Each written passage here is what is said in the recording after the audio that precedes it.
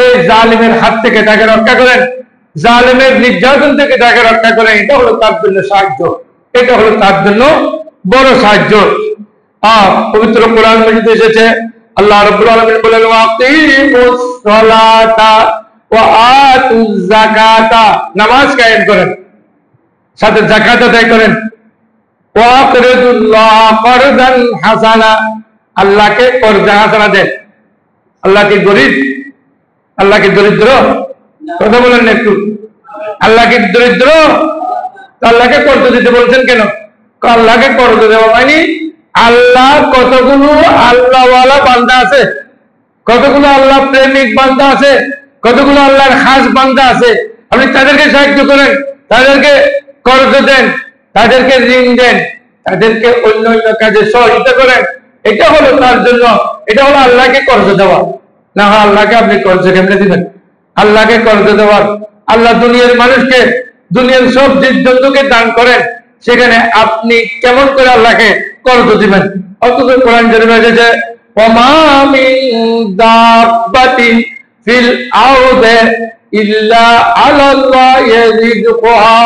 এই পৃথিবী নয়, শুধু সাত আসমান সাত জমিনে যত কিছু আছে, 18,000 সৃষ্টি জগৎ আছে, কীট পতঙ্গ থেকে শুরু করে মাটিকরণ করলে মাটির নিচে আপনি কত বড় পোকা, এত বড় পোকা জীবিত 10 হাত মাটির নিচে, আল্লাহ তাকে আহার দেয়, সাহায্য করে, আল্লাহ তাকে খাদ্য দান করেন, নাহলে সে বাঁচা সম্ভব হতো না। ধরেন সব জিনিসকে, সব প্রাণীকে আল্লাহ যিনি সাহায্য করেন, যিনি রিজিক দান করেন, তা আল্লাহকে কর্জ দেওয়া মানে আল্লাহর বান্দা যারা গরিব, আল্লাহর বান্দা যারা ফকির, আল্লাহর বান্দা যারা নিঃস্ব, আল্লাহর নেককার দিনদার বান্দাদেরকে আপনি যতদূর পারেন, যেভাবে পারেন, কথা দিয়ে পারেন, কাজে পারেন, সাহায্য করেন।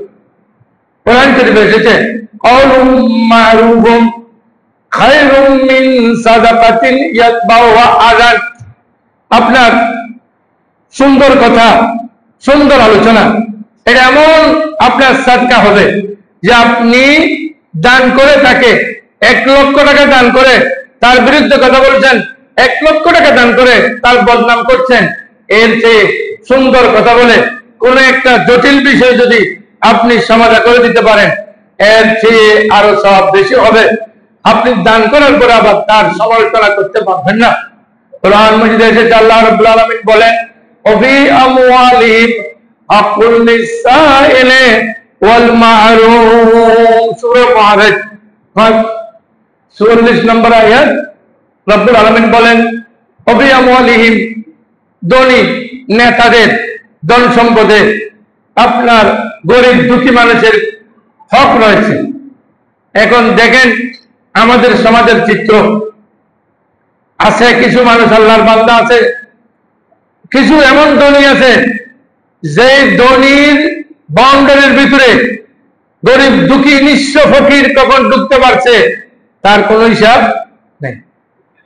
আমি নেতার বাসায় যাওয়ার জন্য চেষ্টা করছি, দেখি 2টা বড় বড় কুকুর, বড় বড় কুকুর আছে 2টা, এরপরে আবার মানুষ আছে এমন কতগুলো ভয়ানক, আপনি ওখানে নেতার বাসায় ঢুকতে পারবেন না। কিসের নেতা উনি? এই নেতাকে কেন ভোট দিলেন? যিনি, যার কুকুরের ভয়ে ভিতরে কেউ ঢুকতে পারে না, যার মানুষের ভয়ে কেউ ভিতরে ঢুকতে পারে না, কোন মানুষের কল্যাণ করা দূরের কথা, নিজের কল্যাণ নিজে ব্যস্ত, নিজে মানুষের সম্পদ খায়, নিজে মানুষের দম খায়, নিজে মানুষের টাকা বক্ষণ করে, নিজে মানুষকে হত্যা করে, এমন নেতাকে আপনি যে নির্বাচিত করেছেন